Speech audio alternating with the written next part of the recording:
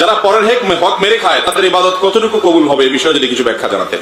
ভাই, পরের হক যদি কেউ মেরে খায় আর এই লোক ইবাদত বন্দেগী করে, ইবাদত বন্দেগীতে তার আমল নামা কিন্তু বাড়তে থাকবে। কোরআন হাদিসে কোথাও নাই যে পরের হক মারলে তার ইবাদত আমল নামা যুক্ত হবে না, এরকম কথা কোথাও নাই। আপনি পরের হক মারেন, অন্যের সম্পদ আইল ঠেলেন, অন্যের টাকা মেরে দেন, অন্যের টাকা আত্মসাৎ করেন, গম চুরি টিন চুরি করেন, অন্য আরো কিছু চুরি করেন, করে আপনি অর্থ আত্মসাৎ করতে থাকেন। আপনি একটা বিষয় নিশ্চিত থাকেন, আপনার আমল নামাতে নেকামল যেগুলা করবেন, ইবাদতবন্দি করবেন, এগুলোর সব লেখা হবে। আপনি হারাম কাজ করছেন দেখে এগুলো লেখা হবে না, এরকম কিছু কোরআন হাদিসে আসছে বলে আমার জানা নাই। আপনি স্বর্গে চলে যাইবেন, খালি মসজিদে দান করেন, মাদ্রাসা ইতিমখানায় দেন, নামাজের কাম নামাজে করব, পাপের কাম পাপে করব।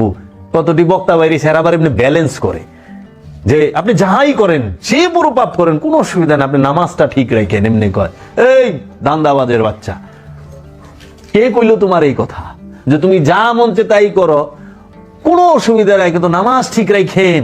নামাজের হিসাব নামাজে আর পাপের হিসাব পাপে।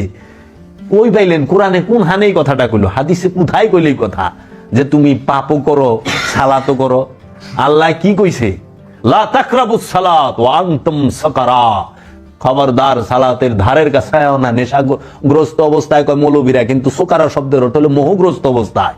মোহগ্রস্ত অবস্থায় সালাতের ধারের কাছে যায় না। আর সুদ খাইয়া ধারে নামাজ পড়স, তুই কি কারে কি মনে করস? আল্লাহ কি দেখে না? আল্লাহ কি জানে না তোর কথা? নামাজ হইলে ইমানদারে কইছে, ইয়া আইয়ুহাল্লাযিনা আমানু আকিমুস সালাত ওয়া আতুজ যাকাত। হে ইমানদার, সালাত কায়েম করো, যাকাত আদায় করো। যে সুদ খায় সে কি ইমানদার?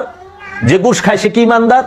পৃথিবীতে কোনো আলেম, কোনো মুফাসসির, কোনো মুহাদ্দিস কি ওর ক্ষমতা আছে যে সে প্রমাণ করে দিব যে সুদ খাওয়ার পরে সেই ইমানদার থাকে, ঘুষ খাওয়ার পরে সেই ইমানদার থাকে, কিংবা ঘুষ খাইলেও সে ইমানদারের খাতায় আসে, অন্যের হক মাইরা খাইলে ইমানদারের খাতায় আসে, অন্যের সম্পদ মাইরা খাইলে ইমানদারের খাতায় আসে, অন্যের আত্মীয় স্বজনের হক মাইরা খাইলে ইমানদারের খাতায় আসে?